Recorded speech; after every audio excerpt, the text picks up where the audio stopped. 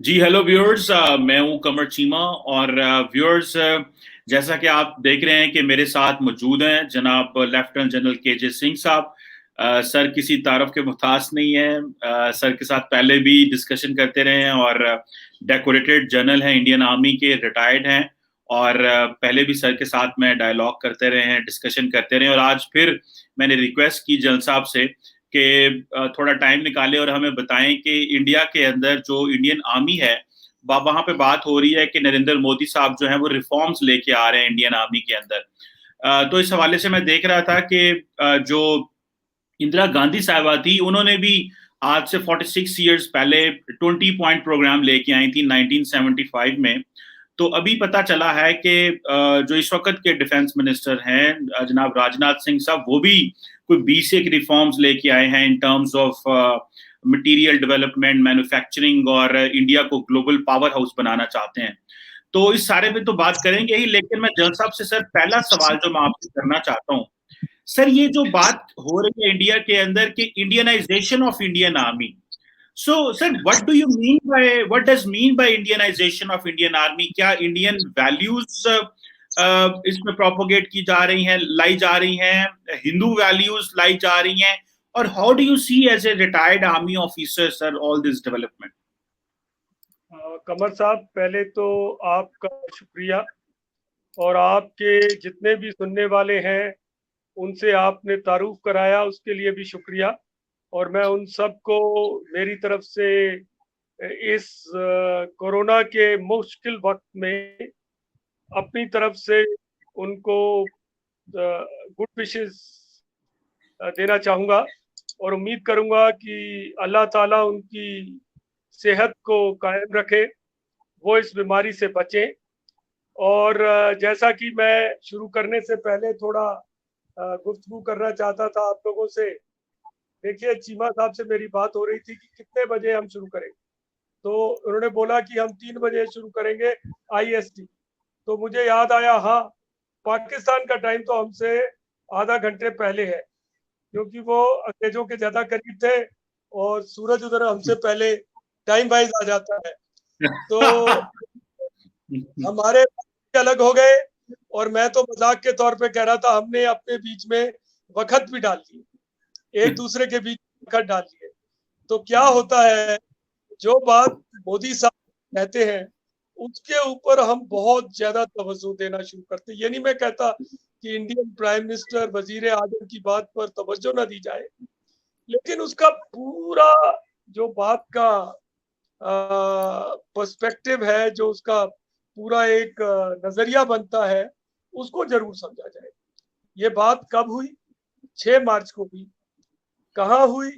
केवडिया में हुई, जो कि गुजरात में सरदार पटेल की जो उन्होंने मूर्ति लगाई है, जो स्टैचू लगाई है, जो बुत लगाया है, उसके उस इलाके में उन्होंने इस बार कंबाइंड कमांडर्स कॉन्फ्रेंस कराई। क्योंकि मोदी साहब कुछ नया करने की हिम्मत रखते हैं, जरूरत रखते हैं, उसकी हमेशा फिराक में रहते हैं। तो उन्होंने कंबाइंड कमांडर्स कॉन्फ्रेंस को दिल्ली से निकालकर पहले एक जहाज पर ले गए कोचीन में, विक्रमादित्य पे। फिर उसके बाद वो एक एयरफोर्स स्टेशन में ले गए जोधपुर में, और इस तरीके से वो इसको अलग अलग जगह पे ले जाते रहे। इस बार भी उन्होंने ऐसा किया। उन्होंने कहा क्या? उन्होंने बहुत सारी बातें कही। उन्होंने कहा कि इंडियन आर्मी को या आर्म फोर्सेस को, क्योंकि कंबाइंड कमांडर्स कॉन्फ्रेंस थी, उनको टेक्नोलॉजिकली, तकनीकी तौर पे उनको मॉडर्न होना चाहिए, क्योंकि हिंदुस्तान का 75th इंडिपेंडेंस ईयर आ रहा है। तो उसको नजरिए में रखते हुए हमारी जो फौजें हैं उनको अपना जो पूरा जो है डॉक्ट्रिन्स, प्रोसीजर्स, उन सबको देखना चाहिए। जो हमारे रिवाज हैं, जो हमारे कस्टम्स हैं, उन पे भी नजरिया डालना चाहिए। क्योंकि बात ये होती है कि सिर्फ मेक इन इंडिया कर लो, जो हमारे हथियार हैं, जो हमारे लड़ने के जरिए हैं, उनको हिंदुस्तान में या इंडिया में बना दो। तो इसके ऊपर बहुत ज्यादा जोर दिया जाता रहा। हिंदुस्तान में या इंडिया में या भारत में, हिंदुस्तान तो कहने से ही थोड़ा हो जाता है, पाकिस्तान में गलत मैसेज चला जाता है, तो इंडिया में या भारत में एक डायरेक्टरेट ऑफ इंडिजिनाइजेशन भी है बहुत देर से, जिसका मेन मुद्दा यही रहा कि ज्यादातर चीजों को इंडिया में बनाया जाए और मेक इन इंडिया इस तरह के प्रोग्राम चलाए गए। इस बार मोदी साहब ने उसमें ऐड कर दिया कि आप अपने जो डॉक्ट्रिन है, प्रोसीजर्स है, रीति रिवाज है, उनको बदलें। और साथ में उन्होंने ये भी बोला कि आप अपनी फौज को टेक्निकली ठीक करो और उसको और मजबूत करो। तो वो सारी बातें तो छूट गई और जो मीडिया ने पकड़ लिया वो ये पकड़ लिया कि अब फौजों में इस तरह का बदलाव लाया जाएगा कि उसको इंडिजिनाइज किया जाएगा। अब यहाँ पर कुछ लोग इसका मतलब इस पे भी ले जाते हैं कि क्योंकि बीजेपी एक पार्टी है जिसका एक नजरिया है, तो क्या उस नजरिए में फौज को बदल दिया जाएगा, ये सवाल उठ खड़े हुए और सवाल पाकिस्तान में भी उठे होंगे। जरूरी बात है, उन्हें भी चाहिए। आप हमारे पड़ोसी हैं, आप हमारे नजदीक के मुल्क हैं, तो आपके दिमाग में भी आना चाहिए सवाल। तो मैं तो इसके ऊपर जब बात करूंगा तो यही कहूंगा कि अगर हम इंडियन इथोस को देखें, जिसको हम भारत का इथोस को देखें, तो उसमें आपको क्या नजर आता है? देखिए, हम एक सेकुलर कंट्री, चाहे आप बीजेपी के ऊपर या दूसरे बात करें, लेकिन देखिए ऐसा है, जो हमारी सबसे ज्यादा ब्रेव यूनिट्स हैं या ब्रेव रेजिमेंट है, जैक लाइट इन्फेंट्री, उसके अंदर एक बहुत बड़ा रिवाज है जिसको बोलते हैं, जो उनका आपके मतलब हवाले से कहेंगे कि जहां पर वो जाके नमाज पढ़ते हैं, ऐसे ही हमारे यहाँ सर्वधर्म स्थल होता है, तो वहां पर जब वो जाते हैं तो उस जगह का नाम है MMG। ये मीडियम मशीन गन नहीं है, ये है मंदिर, मस्जिद, गुरुद्वारा, तीनों वहां पर। तो इस तरीके से ही जो हमारी एक दूसरी बहुत कामयाब यूनिट है, जिसको आपने फक्रे हिंद के खिताब से नवाजा है, आपने दिया, हमने नहीं दिया। पूना हॉर्स, 17 हॉर्स, जो आपके खिलाफ 2 लड़ाइयों में जिन्होंने परमवीर चक्र हासिल किए, आपके हवाले से आप उसको क्या बोलते हैं, सितारा जुर्रत या निशान हैदर। तो आपका जो सबसे बड़ा जो होता है तगमा है, वो उनको मिले, उनकी यूनिटों में मिले, निशाने हैदर है हमारे। हाँ, निशान हैदर, सॉरी। तो उस यूनिट को जो उसका जो बैज है, जो उसका इंसिग्निया है, जो उसका एम्बलम है, उसमें एक हाथ बना हुआ, उसको वो कहते हैं हैंड ऑफ गॉड। और उस यूनिट का मानना है कि ये अल्लाह का हाथ है जो हमको मिला है। तो हमारी जो सबसे कामयाब यूनिट है वो अल्लाह के हाथ के साथ है हजूर, अल्लाह हमारे साथ है। जब हम टाइगर हिल पे चढ़े तो हमारी 18 ग्रेनेडियर्स की जो कंपनी चढ़ी, उसने जब नारा लगाया अल्लाह अकबर, तो मैसेज बिल्कुल साफ था कि अल्लाह केवल आपका नहीं, अल्लाह हमारा भी, हमारे साथ भी अल्लाह ही है। तो हमारा नजरिया, एक पार्टी थोड़ा करेक्शन कर ले, लेकिन इतनी जल्दी बदलाव नहीं होते और फौज में तो नहीं होते।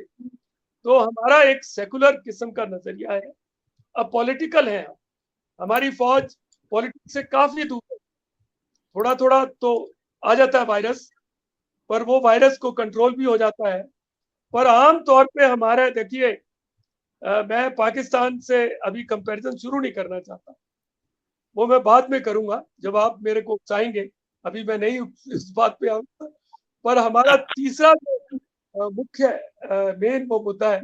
अच्छा देखिए कमर साहब, मैं आपको बताता हूँ, मेरी यूनिट में, मैं सरदार हूँ लेकिन मैं राजपूत और जाट स्क्वाड में था। तो जब मैं यूनिट में रिटायर होकर अपनी वाइफ के साथ गया, तो जो हमारी सिविलियन गाड़ी थी उसके ड्राइवर ने गाड़ी को गुरुद्वारे के साथ कर दिया, यूनिट की जहाँ हम जाके प्रे करते हैं। तो हमारी वाइफ ने एकदम बोला उन्हें कि हम गुरुद्वारे पहले नहीं जाते, हम पहले मंदिर जाते, क्योंकि साहब राजपूत और जाट स्क्वाड में रहे। तो हमारा तो जो धर्म है, जो हमारा रिवाज है, वो तो दुर्गा माता का हो गया। और जो मेरी रेजिमेंट में एक अफसर थे शकील अहमद, अभी भी हैं, कर्नल है फौज में, वो सरदारों के स्क्वाड में थे। तो वो सबसे ऊंची आवाज में अरदास गाते, सबसे ऊंची आवाज।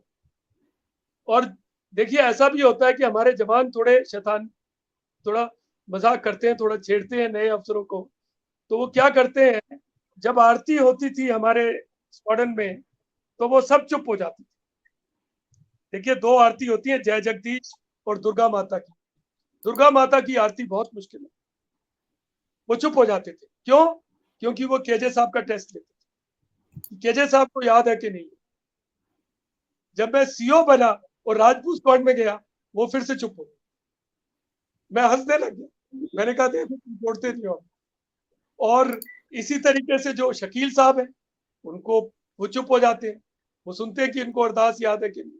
तो नजरिया हमारा फौज का। और तीसरी चीज हमारी फौज में जो रही, वो रही कि चेक का मोटो, कि अपनी खैर सलामती से पहले अपनी यूनिट, अपने मुल्क और अपने जवानों की खैर सलामती रखो। देखिए अब आप थोड़ा बुरा जरूर मानेंगे, जब पाकिस्तान के हमारे पास 93,000 प्रिजनर्स थे, तो मानिक शाह साहब वहां गए थे। और मानिक शाह साहब ने एक एक हुक्म दिया था, उसमें बोला था कि ये मेरे जमाई हैं, ये जो पाकिस्तान से आए हैं, इनको ऐसे रखो जैसे जैसे जमाई आते हैं उनको रखो। और इसका क्रिटिसिज्म भी हुआ बाद में, पर मानिक शाह तो मानिक शाह ही थे, उन्होंने कहा नहीं, इसी तरीके से रखा जाएगा।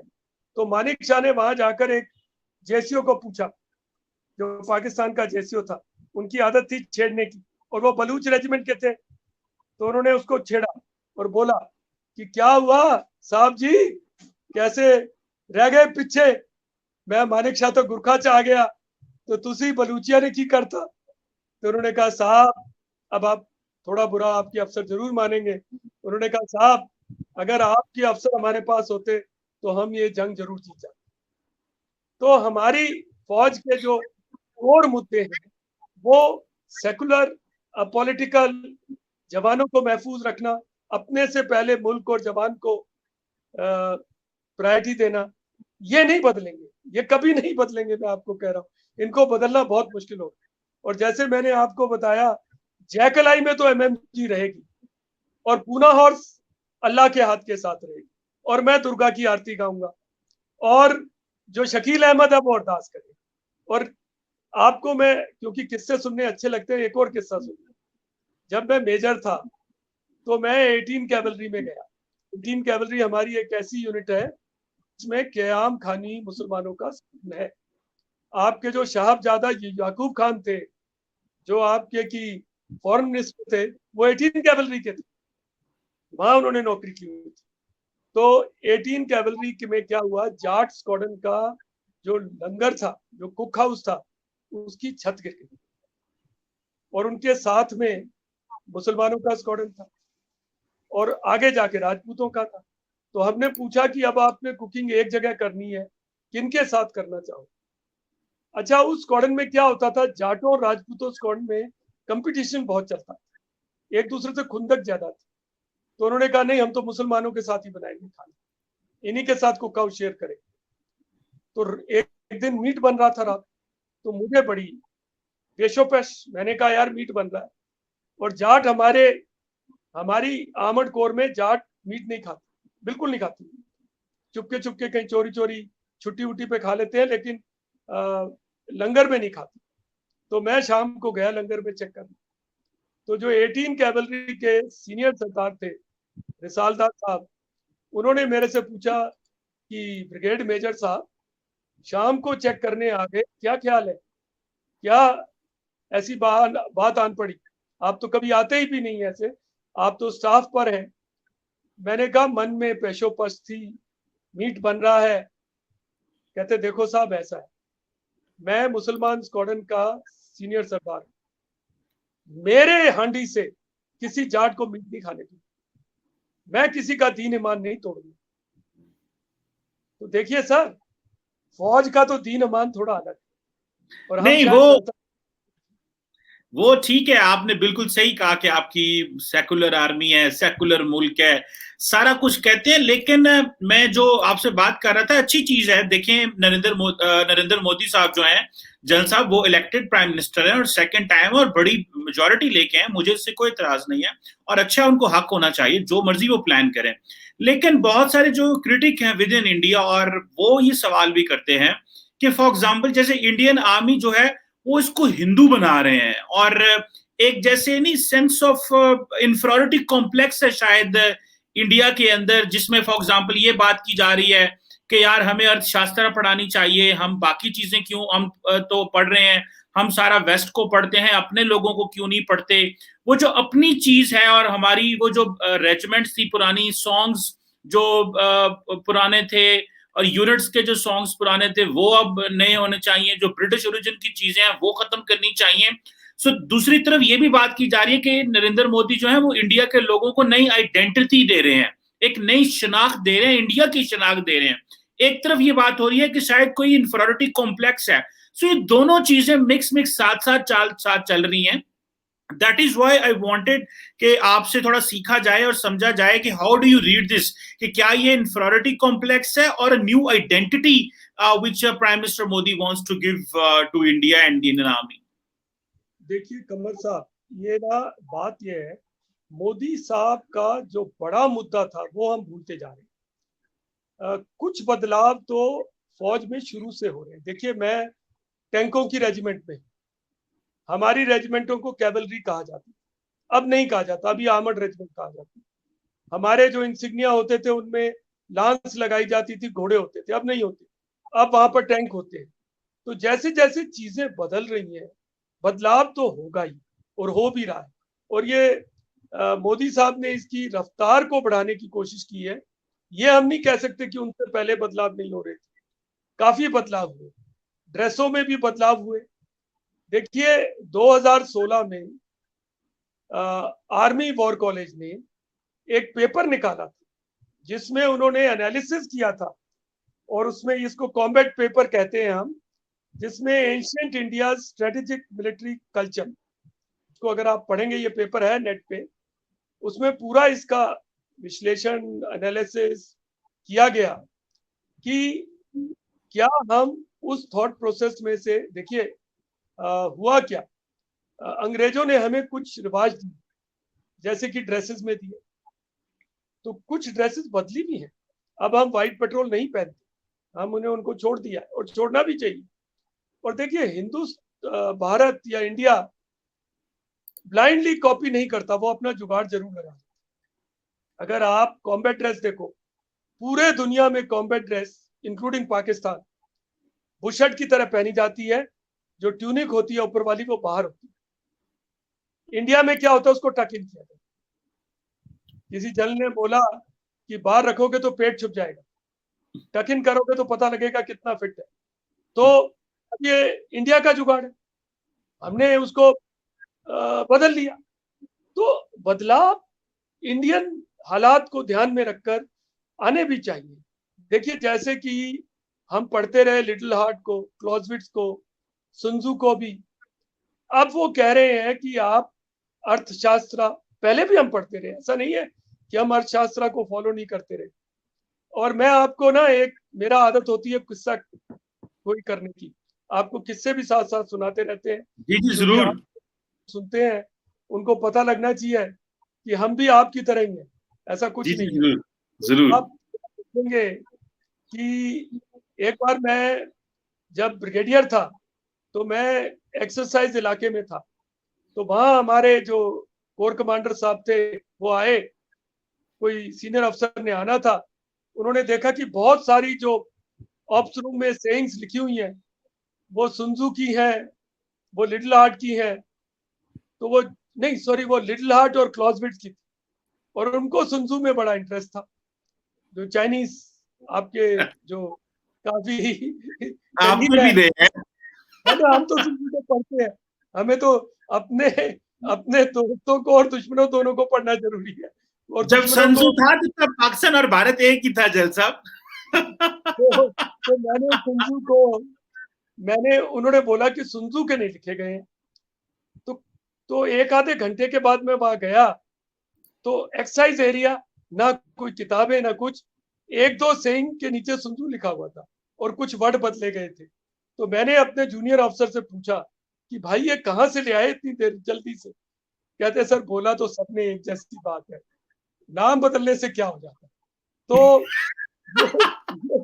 ये जो चीजें हैं ये कोई इतनी नहीं अलग है एक दूसरे से। तो लिटिल हार्ट बोल गया या क्लॉजविट्स बोल गया, वही sun tzu भी बोल गया, और वही हो सकता है कोई पाकिस्तान का अच्छा जनरल भी बोल गया होगा और हमारा भी बोल गया होगा। देखिए लड़ाई लड़ने के मुद्दे और जो चीजें हैं वो एक जैसी है, उनको सिर्फ अप्लाई करना है ठीक तरीके से। और मोदी साहब के बड़े नजरिए को पकड़ो, वो इसको एक ये नहीं कह रहे कि सब चीज बदल दो, वो कह रहे हैं इनको एग्जामिन करो। जो अच्छा, अब मेरे को बताइए, जो बैंड ट्यून्स हैं वो पुरानी हो गई हैं तो उसमें बदलाव आ सकता है। कुछ लोग इस बात में कहते हैं और मैं भी उससे तारुफ रखता हूँ, मैं भी इस बात को मानता हूँ कि ट्रेडिशंस को जो बदली करते हैं वो मिलजुल कर करना चाहिए। मतलब नीचे से उसकी आवाज उठे तो अच्छा है, ऊपर से आए तो करते वक्त जरूर नीचे वालों से बातचीत, नीचे वालों से कंसल्टेशन, और इसमें ना थोड़ा स्पीड को कम रखना चाहिए, जल्दी में चीजें नहीं बदल देनी चाहिए। इन दोनों बातों से मैं मानता हूं उस बात को। मैं ये नहीं कहता कि हर चीज को एकदम निकाल फेंक, सोच समझ के करना चाहिए। और अर्थशास्त्र को पढ़ लेना कोई बुरी बात नहीं है। मैं तो आपसे, तो कमर साहब मैं आपसे एक सवाल पूछना चाहता हूँ अगर मेरे को इजाजत दे तो। देखिए आप हमें ये कह रहे हैं जब जिया उल हक आपके बने, सदर बने, तो जिया उल हक ने पाकिस्तान आर्मी का पूरा नजरिया बदल दिया। उन्होंने एक नई रिवायत डाल दी। उन्होंने बोला कि इस मुल्क की जो हदबंदी है वो केवल फिजिकल नहीं है, वो आइडियोलॉजिकल भी है। उन्होंने अपने ऊपर ये भार उठा लिया बिना किसी, मेरे ख्याल से बिना किसी मतलब के। और उन्होंने कर्नल मलिक की जो किताब है कुरानिक कॉन्सेप्ट ऑफ वॉर, उसको कंपलसरी कर दिया एग्जाम्स के अंदर। और अगर उस किताब को आप पढ़ें, मैं, कुरान ने ये नहीं बोला, मैं आपको कह रहा हूं, पर कर्नल मलिक साहब ने कुरान को बहुत मिस्र इंटरप्रेट किया। देखिए अबू बकर जो दूसरे हमारे आपके और इस्लाम धर्म के दूसरे होते थे कैलिफ या पहले थे। हाँ, तो उन्होंने बोला है कि जिहाद में तो आप किसी पेड़ को भी नहीं काट सकते। बहुत अच्छी बातें बोली, पर कल मलिक साहब ने उसको एक नया नजरिया दे डाला। आपने अपना मोटो भी बदल डाला पाकिस्तान आर्मी का। तो ऐसा कुछ नहीं होगा, मैं आपको ये गारंटी नहीं, मैं बिल्कुल सही है। और दूसरी, जल साहब आपको पता है कि जियाउल हक को पाकिस्तान में कोई इतना अप्रिशिएट नहीं किया जाता। जो उन्होंने मिलिट्री कू किया, जो उन्होंने इस्लामाइजेशन की इस मुल्क की, जो इसकी जड़ें बदली, उस पे बहुत सारे लोग उनको अप्रिशिएट नहीं करते, और मैं भी उन्हीं लोगों में से हूं जो उनको अप्रिशिएट नहीं करते इस तरह की तब्दीलियां लाने में। अब जाहिर बात है कि पाकिस्तान एक इस्लामिक रियासत है, तो इस्लामिक रियासत के नाम से होते हुए यहाँ पे बहुत सारे लोगों ने बहुत सारे इस्लामिक प्रोजेक्ट लॉन्च किए टू जस्टिफाई देयर रूल, और ये हुआ। लेकिन क्योंकि इस्लामिक मुल्क था तो उसको कई लोगों ने बर्दाश्त कर लिया, कईयों ने ना किया। लेकिन भारत क्योंकि अपने आप को सेकुलर कहता है, तो उसमें जब ये कहा जाता है कि बहुत ज्यादा आप तो उस तरह नहीं है, एक हिंदू स्टेट नहीं है आप ना, आप तो एक सेकुलर स्टेट है। तो वो जो नरेंद्र मोदी साहब का जो हिंदू धर्म का जो पर्सपेक्टिव है, वो जब कहा जाता है कि फौज के अंदर लाया जा रहा है, तो फिर उसको ये एक बात आती है कि शायद हिंदू वैल्यूज जो है वो प्रोपोगेट की जा रही हैं इंडियन आर्मी के अंदर। गो के आपने बताया कि मस्जिद, गुरुद्वारा, मंदिर आप ये डिफरेंशिएशन कर रहे हैं, लेकिन क्योंकि एक पार्टी का एक नजरिया है, पार्टी की एक सोच है, उसके पीछे आरएसएस है, तो वो जाहिर बात है कि वो समझ रहे हैं। जिस तरह एजुकेशन के अंदर उन्होंने बहुत ज्यादा तब्दीलियां लेके आए, और बहुत सारी जो उनके भगत मोहन साहब जो है आरएसएस के चीफ, उन्होंने बहुत सारा, बल्कि मैं देख रहा था मैथमेटिक्स की बहुत सारी मिसालें इस तरह की इंट्रोड्यूस कराई गई। सो इस तरह ये समझा जा रहा था कि नरेंद्र मोदी साहब इंडियन आर्मी को भी हिंदू आर्मी बनाने लगे हैं। गो के बड़ा मुश्किल काम है इसको करना, इंप्लीमेंट करना, क्योंकि आपकी सोसाइटी जो है वो ऑब्वियसली उसके अंदर बहुत सारे कलर्स हैं। तो ये इस हवाले से बात होती, हम तो पहले इस्लामिक रियासत हैं, और जो जनरल जिया ने किया दैट इज नॉट वेलकमिंग, हम उसको कोई इतना पसंद नहीं करते। और मैं तो चाहता हूं कि कभी मौका मिले तो उसमें तो बहुत सारी चीजों को अंडू करना चाहिए जो उन्होंने की हुई हैं। और अब ये तो डिपेंड करता है कि अदारों के ऊपर या पार्लियामेंट के ऊपर कि ये वो करें, ना कि हम उनको कुछ कह सकते हैं। कमर साहब, मैं आपका सच्ची में आज फैन हो गया हूँ। आपने कितनी बढ़िया बात कर डाली, कितनी अच्छी बात कर डाली, और आप इस तरह की बात करते हैं, ये बहुत अच्छी चीज है। क्योंकि देखिए ऐसा है, मैं आपको बताऊं कि हमारे मुल्क में जो रिफॉर्म्स करना है ना, वो एक इंडिया को बोला भी हाथी की तरह जाता है। इसमें स्पीड लाना थोड़ा मुश्किल हो जाता है। क्यों?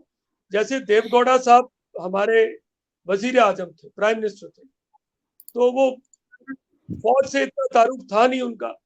तो जब वो आए तो उनको किसी ने कुछ ब्रीफिंग दी, तो उन्होंने सवाल पूछने शुरू कर दिए कि बिहार रेजिमेंट है, पंजाब रेजिमेंट है, तो कर्नाटका रेजिमेंट क्यों नहीं? कर्नाटका रेजिमेंट बनाओ, लिख कर दे दिया, पर बनी नहीं कर्नाटका रेजिमेंट, आज तक नहीं बनी। तो इस तरह की चीजें आती हैं, जाती हैं, स्पीड नहीं गैदर कर पाती। आप ठीक कहते हैं कि हमारे मुल्क के कुछ रिवाज हैं, उसमें पूरी तरीके से चेंज करना मुश्किल हो जाता है। और मैं आपको बताऊं कि कई बार मुझे लगता था कि वो हमारे मुल्क में हुआ भी क्या, कि कहीं ना कहीं एक दूसरे के साथ जो यूनिटों को काम करने का मौका मिला, दूसरे लोगों ने एक दूसरे को कमांड किया। तो अगर आप देखें तो देश शिवा वर मोहे एक, शुभ कर्मन ते कभू न टरो, ये जो गुरु गोबिंद सिंह जी का शब्द है, ये गुरखा भी बजाते हैं अपने बैंड पे, गढ़वाल राइफल भी बजाती है, और लोग गाते भी हैं वहां पर। और अगर आप वॉर मेमोरियल्स पे चले जाओ तो वहां बहुत जगह पे लिखा मिलेगा आपको, इन्हीं की कृपा के सजे हम, नहीं तो मुंह से गरीब करोड़ करोड़ करोड़ पड़े, जो गुरु गोबिंद सिंह जी ने बोला है। अब सिख तो इंडिया में सिर्फ 2-3% ही है, इससे ज्यादा नहीं है। पर जो हमारी फौज के रिवाज है, उसमें सिखों का जो इन्फ्लुएंस है वो काफी कुछ है। ये किस वजह से है? क्योंकि उसमें ज्यादा नौकरी करते हैं, सीनियर ऑफिसर्स हुए, और कुछ ऐसा भी है कि सिखों की कौम लड़ाकों की कौम, ये रिलीजन भी कुछ नया है। तो इसका भी अब ये सब चीजें हट जाएंगी और संस्कृत के श्लोक आ जाएंगे। ये होना मेरे ख्याल से, ना तो मोदी साहब खुद ये नहीं चाहते हैं मेरे ख्याल से। उनका कहना है बड़ी चीजों पे जाओ, अपने डॉक्ट्रिन्स को देखो, अपनी इक्विपमेंट को ठीक करो, अपनी जो उसको वेस्ट को ब्लाइंडली कॉपी मत करो, और कुछ चीजें जो बदलनी जरूरी हैं, जैसे कि ड्रेसेस वगैरह, कुछ बैंड ट्यून्स नई कर लो। लेकिन फिर से वही, मैं आपकी बात से ये मानता हूं कि जो चेंज हो वो सोच समझ के हो, उसको ठीक तरीके से ठोक बजा के किया जाए, और उसकी जो स्पीड है उसको कंट्रोल किया जाए, और वो इस बेस पे हो कि लोग उससे, ज्यादातर लोग उससे उसके साथ उसको मानते हैं। बिल्कुल सही सर। दो छोटे छोटे सवाल बस आपसे करने हैं। एक सवाल तो ये करना है कि अर्थशास्त्र तो पाकिस्तान में भी पढ़ाई जाती है, और सर कौन इस तरह के अच्छे स्कॉलर्स हैं इंडिया के जो पढ़ाए जाते हैं अदर देन कुटालिया साहब को, कि हम, मैंने भी पढ़ा हुआ, जब हम स्ट्रेटेजिक थॉट पढ़ रहे थे, मास्टर्स कर रहा था मैं इंटरनेशनल रिलेशंस का, तो हमारा एक सब्जेक्ट था स्ट्रेटेजिक थॉट, जहां लिडल आर्ट पढ़ाया जाता था, क्लासमेट्स पढ़ाया जाता था, संजू पढ़ाया जाता था, तो हमें अर्थशास्त्र भी पढ़ाई गई थी। तो वैसे भी पाकिस्तान आर्मी में भी ये मेरा ख्याल है कि ये जो हमारे कॉलेजेस वगैरह वहां पे भी पढ़ाया जाता है। सो कोई और भी हैं इस तरह के जो इंटरनल आपके इंडिया के जो मिलिट्री स्ट्रैटेजिस्ट हैं जो पढ़ाए जाते हैं, या माजी के कोई है अगर हमारे साथ शेयर कर? कमर साहब, एक तो आपने बिल्कुल दुरुस्त फरमाया। देखिए, तक्षशिला थी पाकिस्तान में, जो थॉट प्रोसेस आया तक्षशिला पाकिस्तान में थी, और तक्षशिला की से बहुत सारी चीजें निकल कर आई। लेकिन जो चीजें इंडिया में जो थॉट प्रोसेस है, एक तो हम कमी कर गए, हमने चोला जो राजा थे और जो कान्होजी आंग्रे थे, जिन्होंने हमारी नेवी की बुनियाद रखी, क्योंकि हमारी नेवी काफी बैकग्राउंड में रह गई। देखिए, राजा राजेंद्र चोला ने अपना जो रुतबा है, अपना जो उनका किंगडम था, वो तो साउथ ईस्ट एशिया और दूर तक चला गया था। तो उस जमाने में उन्होंने, वो तो चाइना तक उनके लोग जाते थे, तो उस चीज को इतना तवज्जो नहीं दी गई। उसके अलावा शिवाजी, गुरु गोविंद सिंह, और हमारे नॉर्थ ईस्ट के हुए लचित बड़फुकन, जिन्होंने, और कई चीजों में राणा प्रताप, जिन्होंने गुर्ला वॉरफेयर की एक नजरिया पेश किया। तो इस तरह के हमारे हैं, थॉट प्रोसेसेस हैं, जिनको हमको और पढ़ना चाहिए और उससे हमको और तारुफ कर लेना चाहिए। बिल्कुल सही है सर। एक बस आखिरी सवाल आपसे करूंगा, और वो ये है कि ये कहा जाता है कि इंडिया, अभी मैं देख रहा था कि Indian defence minister Rajnath Singh साहब ने कहा था कि वो तकरीबन $120 बिलियन अगले 7-8 साल में लगाएंगे मिलिट्री इक्विपमेंट प्रिक्योर करने में। तो सर, ये जो इंडिया के, ये कहा जाता है कि जो defence research and development organisation है और जो एक और पब्लिक सेक्टर ऑर्गेनाइजेशन है, हिंदुस्तान एरोनॉटिक्स लिमिटेड और इस तरह के और जो बाकी हैं, ये कहा जाता है कि जो इनमें पैसा लगाया ये गया है, ये होपलेस मिलिट्री प्रोग्राम्स हैं, और ये कोई इंडिया का वो जो इंडिजनाइजेशन है, वो जो लोकल डेवलपमेंट है, वो नहीं पा रहे। तो नरेंद्र मोदी साहब ये अगर आर्मी के अंदर तो तब्दीलियां लेके आ रहे हैं, तो क्या ये जो वेपन्स प्रिक्योरमेंट है, ये इसको वो क्या करेंगे, ज्यादा फिर बाहर से ही प्रिक्योर करेंगे, या इंटरनल कैपेबिलिटी भी इनहेंस की जा रही है, जो कि बहुत सारे आपके इंडिया के रिसर्चर कहते हैं कि नहीं, कैपेबिलिटी है नहीं अभी? देखिए कमर साहब, ऐसे है कि आपके मुल्क से मैं अगर शुरुआत करूं, तो आपके मुल्क ने हैवी इंडस्ट्रीज तक्षशिला, और जो आपका ऑर्डिनेंस फैक्ट्रीज का कॉम्प्लेक्स है वाह में, और जो एविएशन कॉम्प्लेक्स है कामरा, यहाँ पर नोरिनको और चीन की मदद लेकर काफी कामयाबी हासिल की है। मैं उसका बहुत अप्रिशिएट करता हूँ। मैं उसको मैं, देखिए, जो चीज हमारा दूसरा मुल्क करे, दुश्मन तो मैं आपको मानता ही नहीं, बिल्कुल नहीं मानता, क्योंकि वक्त आएगा और ये जो वक्त पड़े हुए हैं ये बदल जाएंगे। ऐसा नहीं है, हम, आपकी फौज में और आपकी मुल्क में ये बात सामने आ रही है कि इकोनॉमिक प्रोग्रेस के ऊपर तवज्जो दी जानी चाहिए। तो देखिए, आपने जो एक मॉडल अडॉप्ट किया, वो एक मॉडल है और वो कामयाब है। मैं उसका बहुत अप्रिशिएट करता हूँ। आप नाइजीरिया को JF-17 दे रहे हैं, बहुत चीजें हैं जो सीखी जा सकती हैं।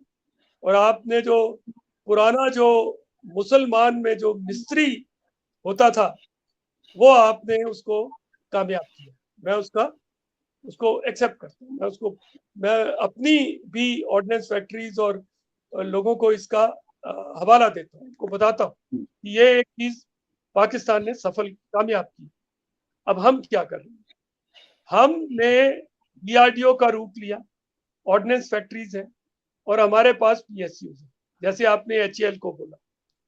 तो इस तरह के हमारे पास 9 PSUs है, Mazagon dock, Cochin shipyard, Goa shipyard, BEL, BML, ये सब है हमारे, ये BDL, इस तरह के हमारे DPSUs हैं, 9 है हमारे, जो आपको विकिपीडिया पे मिल जाएंगे, बिल्कुल सारी डिटेल्स हैं।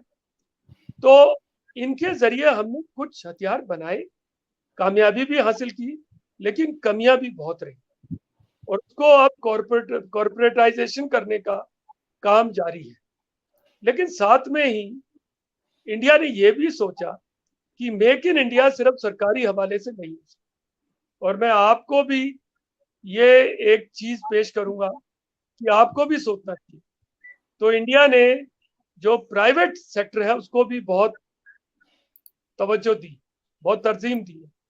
तो L&T, जो भारत फोर्ज, रिलायंस डिफेंस, इस तरह की बड़ी बड़ी कंपनियां आ रही हैं।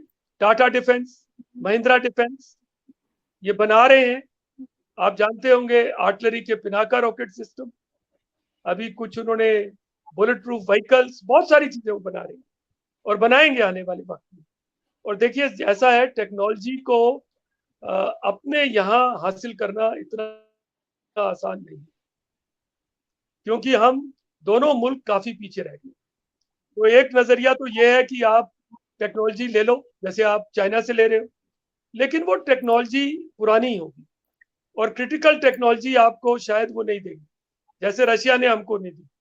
रशिया ने हमको कभी क्रिटिकल टेक्नोलॉजी नहीं दी, वो उसके ऊपर कंट्रोल वही रखती। तो हम ये कोशिश कर रहे हैं कि हम दूसरे मुल्कों के साथ मिलकर और अपनी इंडस्ट्री की मदद से अपनी टेक्नोलॉजी को हासिल करें। और देखिए ऐसा भी बहुत मुश्किल है, कहते जरूर है हम आत्मनिर्भर, या आप बोल रहे पाकिस्तान निर्भर, जो भी, लेकिन 100% निर्भर होना इतना आसान नहीं है, इसमें वक्त लगेगा। और आजकल कॉन्सेप्ट है इंटीग्रेशन का, कुछ आला पुर्जे आप बाहर से लाओ, क्रिटिकल आप खुद बनाओ, कोऑपरेट करो और आप वेपन सिस्टम को इंटीग्रेट करो। तो इस तरह का नजरिया भी है, कोशिश जारी है, मुश्किल है बहुत। रॉबर्ट फ्रॉस्ट की एक पुरानी पोएम भी है कि woods are deep lovely dark and woods are lovely dark and deep but miles to go before I sleep. तो बहुत लंबा सफर है, ये तो हमें तय करना ही पड़ेगा, क्योंकि बाहरले मुल्कों से इतनी आसानी से टेक्नोलॉजी मिलती नहीं, और जो मिलती है वो फ्रंट एंड नहीं होती। तो हमारी एक सबसे बड़ी स्ट्रेंथ यही है, और आप में भी है वो कुछ हालत तक, कि हमारी जो हमारा नंबर्स है, इक्विपमेंट जो हमारी जरूरत है वो काफी बड़ी। तो बड़े लोग हमारे मार्केट में आना चाहते हैं और हमारे साथ शायद कोलैबोरेट भी करना चाहते हैं। तो ये नजरिया है, इसके ऊपर काम जारी है। मुश्किल है लेकिन हिम्मत है। वो कहते हैं ना कि मुश्किलें हैं तो हिम्मतें हैं, हिम्मतें हैं तो राहें हैं, राहें हैं तो मंजिलें, तो मंजिल ढूंढेंगे। बिल्कुल सही, बिल्कुल सही, बिल्कुल सही है। इंशाल्लाह let's see things will be better. हमें उम्मीद है सर कि एक तो नजारी बात है, नरेंद्र मोदी साहब he is an elected prime minister and he has an every right to do whatever he wants to do. Second ये है कि जिस तरह चीजें पाक भारत के दरमियान बेहतर हो रही हैं वो भी बड़ी अप्रिशिएबल है। और जो तीसरी आपने जो सबसे अच्छी बात की और जो मुझे लगी, आपने कहा कि हम पाकिस्तान को अपना दुश्मन नहीं समझते, ये मुझे बहुत अच्छा लगा, ये जुमला और ये आपका जो जेस्चर है, it's really very much appreciating sir. जुमला नहीं है, ये मेरे दिल से निकली हुई बात है। जी बहुत मेहरबानी, दोस्त है, मैंने उनके साथ यूएन में नौकरी की है, बिल्कुल ऐसे और ही। तो जो परिवार है वो पाकिस्तान से आया, मैंने आपको पिछली बार भी बताया। बिल्कुल ऐसे ही, बिल्कुल ऐसे आपने बताया था, बिल्कुल बताया। तो तो सर हम अदवाल के रहने वाले हैं, अदवाल चकवाल के, जी पोटोहार जी के हैं, जहाँ से आपके जल न्याजी निकल कर आए थे। तो ऐसा कुछ नहीं, वक्त बदलेगा और ये वक्त दूर होंगे, लेकिन एक दूसरे इंशाल्लाह से और एक दूसरे के साथ हो सके तो कोऑपरेट भी करें थोड़ा बहुत। करना अभी चाहिए सर, हमने सीज फायर किया, उसको बनाए रखेंगे तो फिर बिल्कुल और ऐसे, बढ़ेगा एक दूसरे में। बिल्कुल ऐसे ही सर। उम्मीद है सर चीजें बहुत बेहतर होंगी इंशाल्लाह, इंशाल्लाह। तो sir thank you very much Jalsa for your time and your valuable comments and I really appreciate this. आपने टाइम दिया, आपने अपने वीकेंड से निकाल के, बहुत शुक्रिया sir, once again thank you. आप हमें अपनी दुआओं में याद रखिएगा। जी सर, श्योर सर, इंशाल्लाह, इंशाल्लाह। Thank you sir, thank you, thank you, thank thank you, thank you. खुदा हाफिज, थैंक यू। यू।